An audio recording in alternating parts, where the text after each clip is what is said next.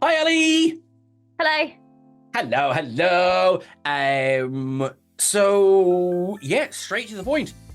We've woken up to this wonderful news of Star Trek basically dominating the Saturn Awards last night. Yeah. Yup, yup, yup, yup. Woo-hoo. So really quickly, I'm assuming everyone who's watching this knows, but just if you don't, because I had to Google it, the Saturn Awards are like the genre awards. So whereas like your Emmys will be sort of a more catch-all, these are more like is aimed at horror, sci-fi, fantasy, that sort of thing. And yeah, so basically when the criteria is let's see how sci-fi did, they went, well, obviously Star Trek. Yes. Um, so I mean, how did we do, Ellie? I would say we did pretty well. I've got my little list of all of the awards right here. Although, I probably could do them from my head, but we'll just make sure that we got the right ones here. So I'm going to kick us off with the big one, which was Best Science Fiction Television Series. Picard. Brilliant. Woo! Absolutely. However, let me also note, Strange New Worlds was also nominated in the same category.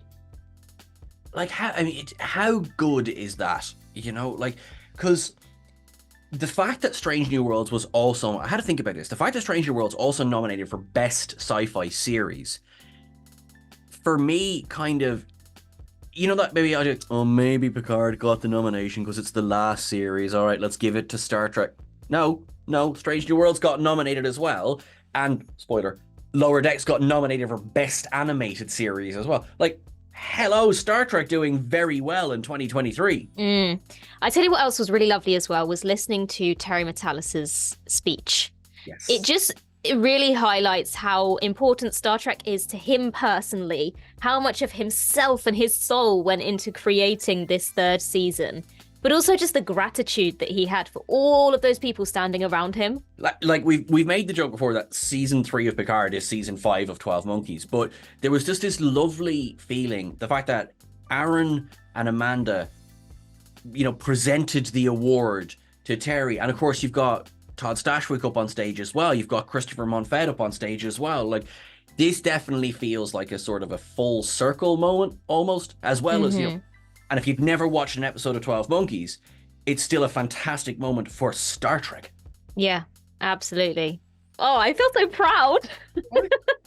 I love it, and, speaking of Stashwick, nominated for Best Supporting Actor. Yes, yeah. And especially considering how disliked his character started off, it's just a testament to his performance, to how well loved he became. So we'll skip to that one and then we'll go back to the other one. Sure. So yes, Best Supporting Actor, we did have Stashwick nominated. So it was won by the wonderful Jonathan Frakes, of course. Fantastic. And actually something that I didn't appreciate when I read it, first of all, it is his first award for playing Will Riker. I'd pick my jaw up. Wow. And I'm sure at various points of his career we could have said, oh, the fact he didn't win it for his fight.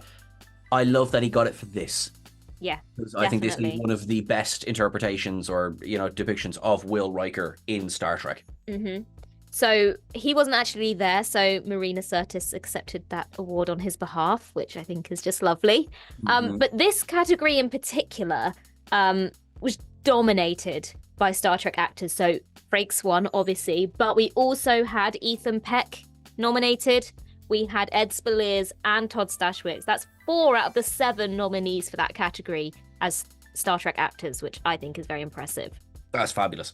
I also feel like because you've got 3 co-stars in that category, that regardless of which one of those won, it feels like a win. And I feel like there's no animosity between those guys. They're all rooting for each other.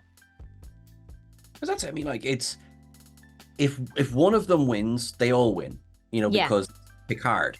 I realize that's a very much in the idea of Star Trek, a very socialist take on things. But yeah, I love it. No, you're dead right. Sorry, we skipped over a big one because I jumped ahead. But yes, Best Actor, Sir Patrick Stewart. But also nominated Anson Mount. I love the fact that of the 2 live action Treks that were on in 2023, both of the leads were up for the award. I think I am personally very happy that it was Patrick that got it. Anson will be there again.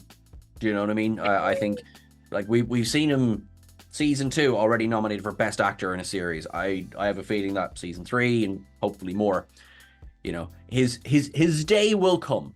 Yes. So sticking with these great wins, we also have Best Supporting Actress, Jerry Ryan.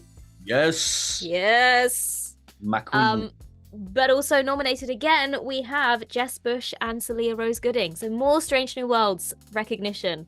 I love it. I mean, it's ridiculous how evenly split it is, and I'm delighted. And again, like of course, like this is a year, like, you know, you had Andor, you had The Mandalorian, you had like Last of Us is nominated for a bunch of awards as well, and it won Best Horror Series.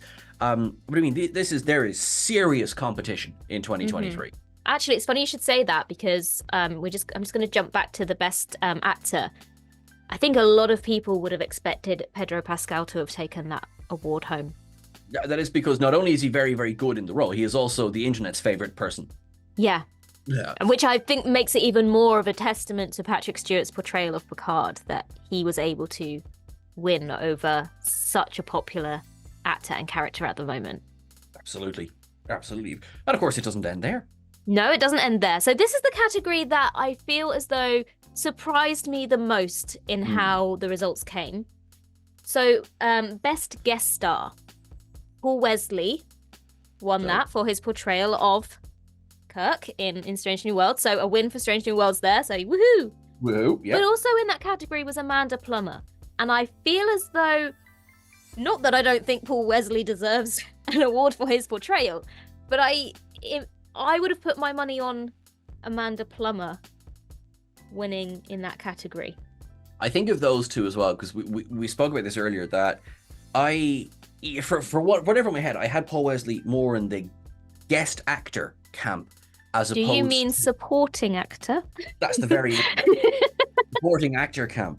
Although if I think about it, I guess in terms of number of appearances, it's probably not far off. Yeah, but it makes a bit more sense for me.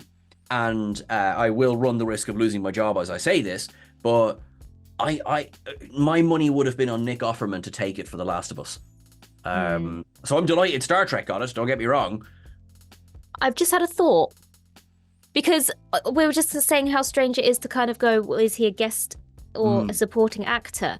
I think what it is as well is that he's playing a role who is such an established role within Star Trek, and so to suggest that he's a guest on that show when Kirk is such a predominant and iconic role, that feels weird, because, you know, you've got Uhura in that series and she is a main character, and so it's not as if it's a series such as Picard or The Next Generation, where you would have the guest appearance of a legacy character from a different show. This is a storyline that's set within a timeline where it absolutely makes sense for Kirk to be there. And so he doesn't feel like a guest in that story. He just feels like perhaps a supporting role. Whereas Vadik was a new character. Amanda Plummer was guesting in this... Guesting? Is that that's a word I've created now? She was playing a guest role within a show that had 3 seasons. Maybe that's why it feels a little bit strange that for him to be considered a guest as opposed to a supporting role. And it is funny as well. And to everyone watching, we are not bemoaning his win. We're delighted. Oh no, absolutely not. Basically, we're going, what constitutes a guest? So fantastic. There's a couple more nominations to discuss, but there is one massive win, which we actually knew about before the Saturn Awards even began. And I am... This feels good. And that's the Lifetime Achievement Award. Yes. The cast of The Next Generation.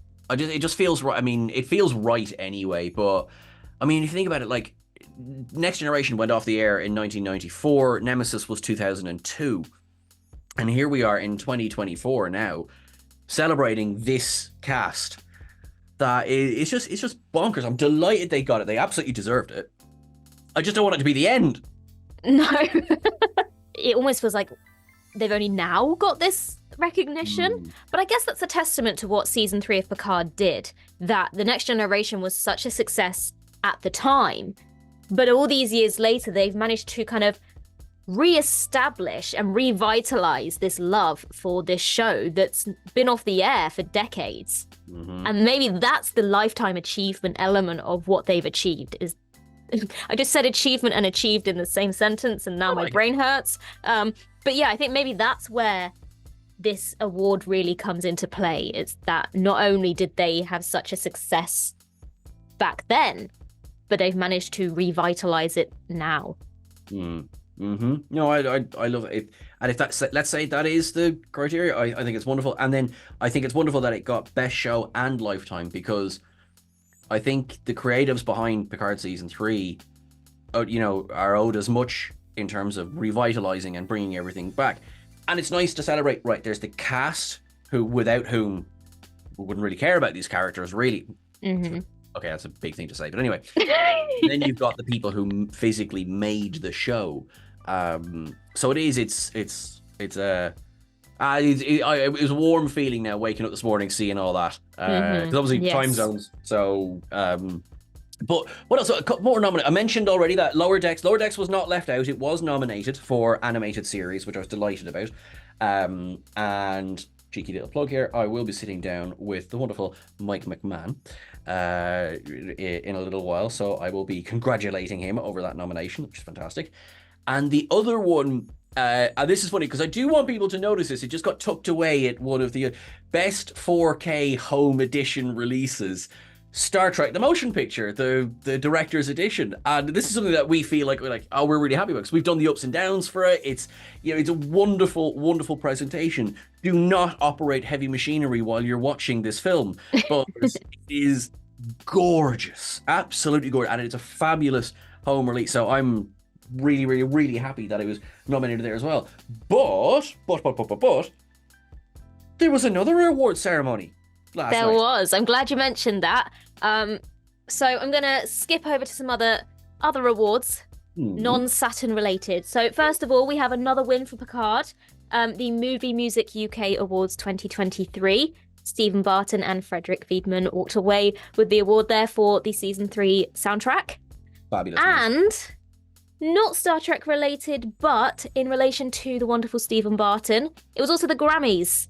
And he walked away with the best score soundtrack for video games for his score for Star Wars Jedi Survivor. Fabulous. I'm so happy for him. Stephen Barton and Freddie Wiedmann are just sweethearts, but seriously talented. I love their score. And let's note as well, Stephen Barton also did the score for 12 Monkeys, which we may or may not have suggested that we like a few times on this channel. Once or twice, already the theme is playing in my head. It's like a love-in. It's like a love-in for Star Trek today with the awards. And I know as well, here I am doing a news video about it, it's not about awards. What I do like is I do like recognition. And that's what it seems to be getting. It feels a little bit like, I think this is a testament as well, because a lot of the Star Trek creatives are very active on social media. And because of that connection that you can have with them, because of how much they interact with the fans, it really feels almost like a personal win. It doesn't just feel like a removed, oh yay, my favorite show won an award. It really feels like my friends won that. And I know that they like, who are you? But it feels because they have such an interaction with the fans through social media. It very much feels personal. I couldn't agree more. And we're sitting here like the proud mammies sitting by the well done now. Well done. You did great now. Yeah, Saturn is that planet, is it? No. But coming off the back of this, so there's a little, there is a news story which I'll get to one moment, but this is going to tie in slightly. Star Trek Legacy, this thing that is currently, it's going to sound like a downbeat id, not happening. Now is the time to really start clamoring again. Look at the reaction to Picard season 3 and how recognized it is by people within the industry as well. Now we know Section 31, that's in production, that's happening. Hopefully it'll be out this year. And we know Starfleet Academy is absolutely 100%, it's happening. But as it stands, there was a recent interview that John Delancey did on the All Access Star Trek podcast with TrekMovie.com, where he was talking about that scene that was in the credits of the last episode, where he arrives and tells Jack Crusher so much to do, and he said that felt like a really setting up a spin-off, and he reckons the moment has passed. And there's a few different things gone into that. The writers' strike, the writers and actors' strike, that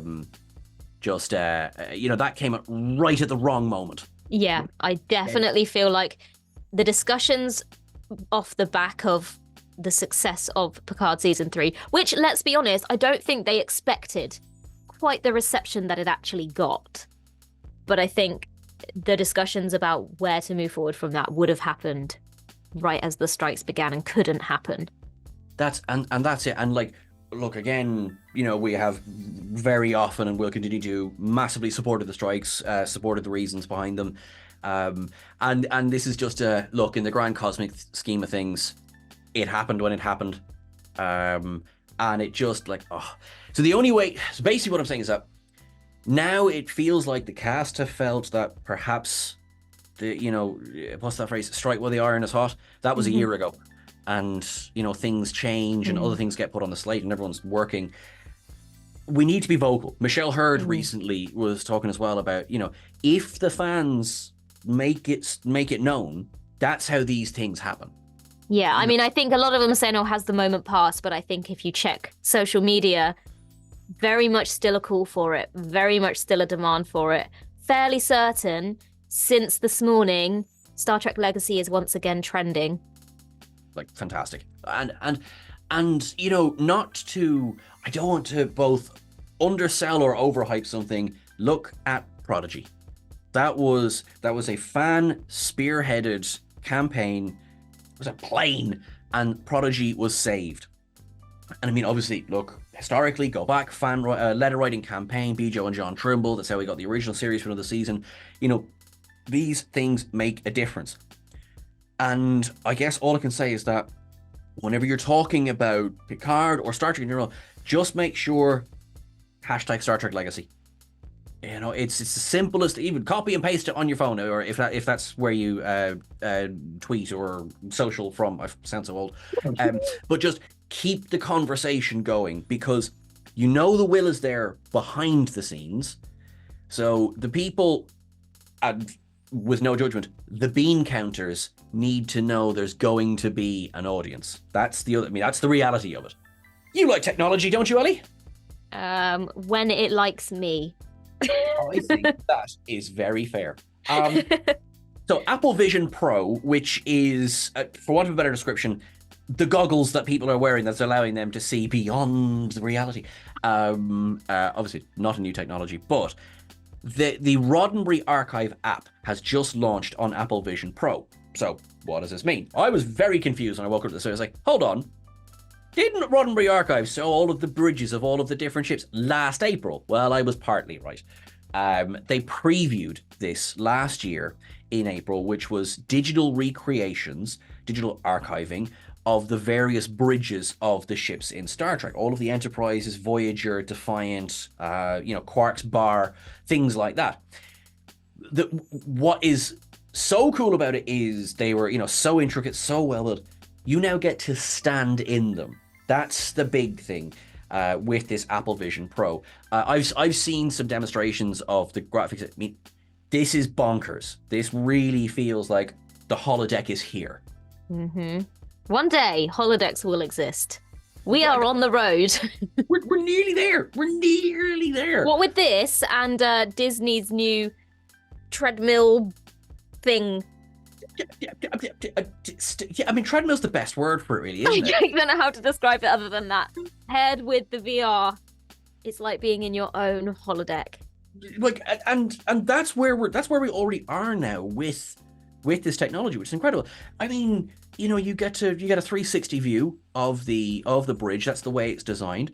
Also, I had read that you could basically call up the original filming model of the Enterprise, and I thought, oh well, that's cool. And then I saw again demonstrated footage of it and went, oh wow, oh, like that looks like you're standing in the Smithsonian. Like that's incredible.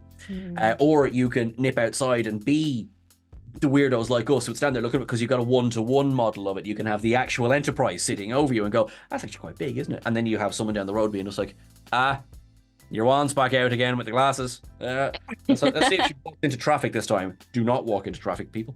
Do not use this while you're... And funny enough, leading nicely, if you like, from this into our last little point there is that we have a podcast that will be coming out depending on what drops when. It might be, I think this video will arrive first and our podcast will drop the following day with our colleague from Cinema Blend, Mick Jost, wherein we discuss William Shatner's recent interview ahead of MegaCon with Comic Book Movie, where he discusses the idea of being replaced by AI. You know, as an actor, how does he feel about it? And he had a really interesting point to make, which was effectively, while I'm still alive, absolutely not. After I'm gone, and this I think is crucial, if my family are well looked after, then yes, I think, you know, there is grounds for that to be used to, I suppose, extend his legacy, if you like. Yeah, I definitely think that's a very good way of approaching it. I think the thing is with AI is, to some degrees, it is incredible. I think what's great with it is that it should be used to enhance as opposed to replace things. I know we've discussed this a lot within when we've done our Doctor Who discussions with the weighing up between practical effects and digital effects. And I always think that you should do it as practically as possible and then enhance that practical with the digital afterwards. And I think the same should be done with AI. It can be a really, really, really useful tool. If you look at The Mandalorian, when they had Luke Skywalker, it was a combination and it worked out really, really well. But they didn't fully replace Mark Hamill. He was involved in that process. There's a whole discussion on, you know, where do you draw the line? Because I think we're in a very similar position there. Then there's the, you know, when do you just go, do you recast, or when do you let AI take over altogether? And I do not have an answer to that. No, I guess with regards to Star Trek, the avenue that they've tended to go down more recently is to recast. If you look at Strange New Worlds, we've got lots of younger versions of legacy characters, but they've just been recast. And I guess in a way, that's probably the better thing to do. It gives another actor a job. Yep. But also, it then doesn't replace... It is replacing the original, but it's not replacing them with a computer. Yes. Someone else is still benefiting. Someone else is still getting a job out of that. It's not a computer taking that job away from somebody.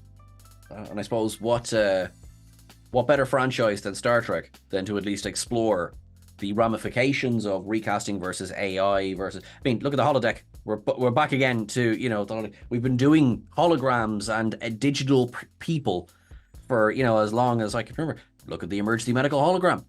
You know, but that's a whole other conversation. But yes, to say that there is a whole podcast that will be dropping very soon with Mick about that. And just a reminder again, we will have a podcast with Mike McMahon, who is of course showrunner of Star Trek Lower Decks, that will be dropping soon.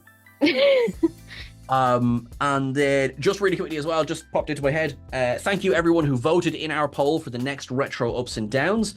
I can confirm that Star Trek Deep Space Nine's 5th season finale, Call to Arms, will be our next episode. So I'm really looking forward to doing that. I think that's everything. Ellie, do we have anything else? No, I think we just need to reiterate our congratulations to all of the Saturn Award winners, Grammy Award winners, all award winners with regards to Star Trek. At the risk of sounding weird, we're very proud of you.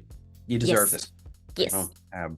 So give yourselves a pat on the back. 100%. Yeah. Spend all of today, you know, whoever's not nursing hangovers or whatever, enjoy, you know, you've earned it.